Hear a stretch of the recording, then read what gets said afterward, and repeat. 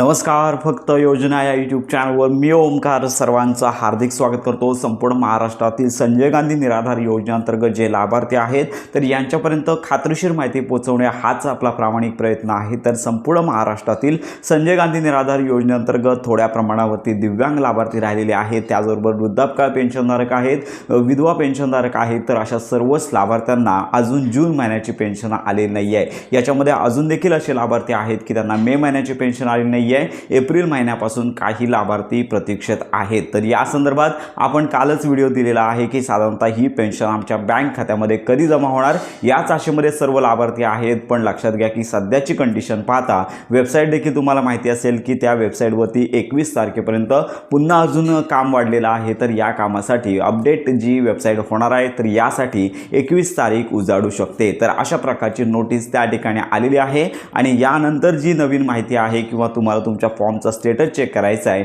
महाडीबीटी 2.0 या नवीन वेबसाईटवरती तुम्हाला पुढील कामं करता येणार आहे। सध्या ती वेबसाईट चालू झालेली आहे, पण लक्षात घ्या की अजून अंडर मेंटेनन्समध्ये असल्यामुळे काही प्रमाणात तुमचा ID किंवा जुनी माहिती तुम्हाला त्या ठिकाणी चेक करता येणार नाही आहे। आणि या संदर्भात संबंधित विभागामध्ये देखील माहिती घेतली असता देयक तयार आहेत, परंतु वेबसाईट अपडेट नसल्यामुळे किंवा वेबसाईट उपलब्ध नसल्यामुळे पेन्शन वितरणाची कुठलीच कार्यवाही करता येणार नाही आहे अशी माहिती संबंधित विभागातून प्राप्त झालेली आहे। तुम्हाला देखील या संदर्भात अधिक माहिती घ्यायची असेल तर जवळच्या असणाऱ्या संजय गांधी निराधार योजनेचं जे तहसीलच्या ठिकाणी ऑफिस असतं या ठिकाणी तुम्ही माहिती घेऊ शकता। तुम्हाला देखील तेच उत्तर मिळणार आहे की तुम्हाला स्टेटस चेक करायचं असेल, पेन्शन काय येत नाही आहे चेक करायची असेल किंवा पेन्शन वितरणासंदर्भात जी कामे असतील ते वेबसाईटच्या मुळे सध्या थांबलेली आहेत। सर्व कामे प्रोसेसमध्ये आहेत, पण जोपर्यंत वेबसाईट चालू होत नाही तोपर्यंत जो डेटा आहे तो अपडेट केला जाणार नाही आहे। त्यामुळे संपूर्ण महाराष्ट्रातील लाभार्थ्यांना 21 तारखेपर्यंत थोडासा त्रास सहन करावा लागणार आहे।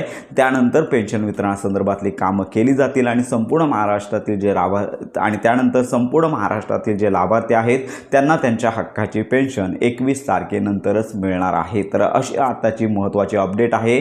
तर ही महत्त्वाची अपडेट सर्वांपर्यंत नक्की शेअर करा। पेन्शन वितरणासंदर्भात माहिती मिळताच आपल्या चॅनलवरती खात्रीशीर अपडेट दिली जाणार आहे। तर अशा प्रकारे योजनासंदर्भात खात्रीशीर माहितीसाठी आपल्या फक्त योजना या यूट्यूब चॅनलच्या कनेक्टमध्ये राहा।